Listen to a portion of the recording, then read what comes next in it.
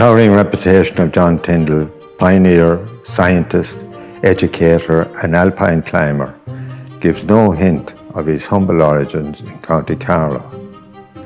John was born in 1820, the son of a police constable stationed in Bridge. While his parents were not wealthy, they had a great respect for education, to set a young Tyndall on a path to becoming one of the Victorian era's most highly regarded scientific minds. Having a world-class local teacher was another crucial factor. This was John Conwell. In his classroom and on walks along the Barrow, Conwell opened John's eyes to mathematics and the sciences. Once in the snow, they traced out the proof of the theory of Pythagoras.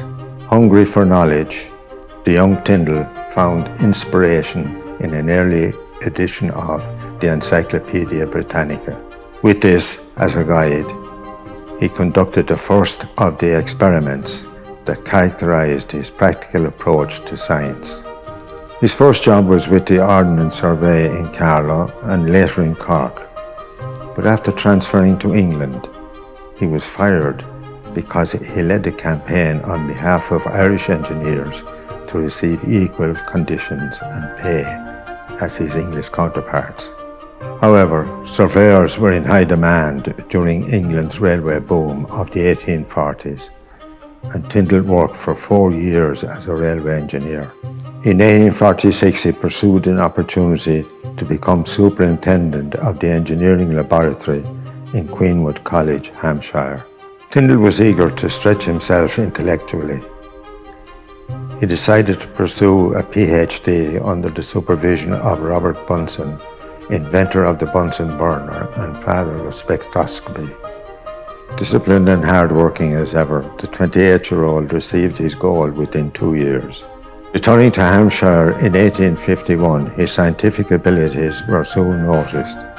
The most eminent scientist of his day was Michael Faraday, who soon became Tyndall's mentor. Faraday was elected as a Fellow of the Royal Society of London, which is still the government of British science. Through his association with the Royal Society, Tyndall founded the X Club, joining such luminaries as Huxley and Franklin, who are devoted to promote the theories of evolution, and the 10th member, Darwin.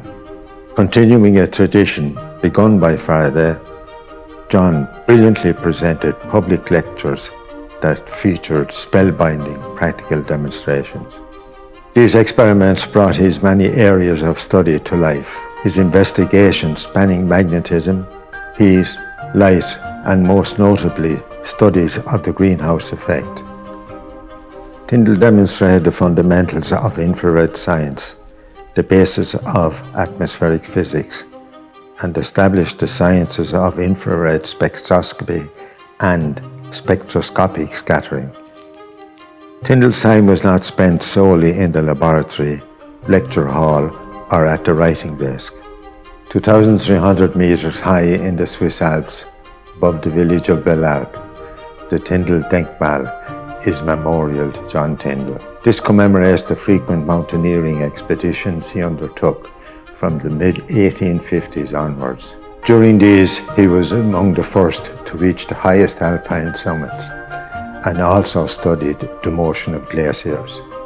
In his 1873 lecture tour of the east coast of the USA, he raised enormous sums to establish the first research facilities in the 4 Ivy League universities, Harvard, Penn State, Columbia, and Yale. When he was 55, Tyndall married 30-year-old Louise Hamilton. Together, they built a holiday home in Bellalp. They remained happily married for 18 years. Then, in a tragic mishap, Louise gave him an accidental overdose of chloral hydrate. Immediately realizing this, Tyndall said, "My darling, you have killed your John." Despite attempts to save him, John Tyndall died on the 4th of December, 1893. Today, Tyndall is remembered as a giant of Victorian science. His curiosity, towering intellect, and ability to communicate were all fostered in Carlow by his local teacher, John Conwell. Tyndall never denied his Carlow roots and loved his native Loughlin Bridge. Tyndall deserves to be remembered and celebrated as a scientist and writer.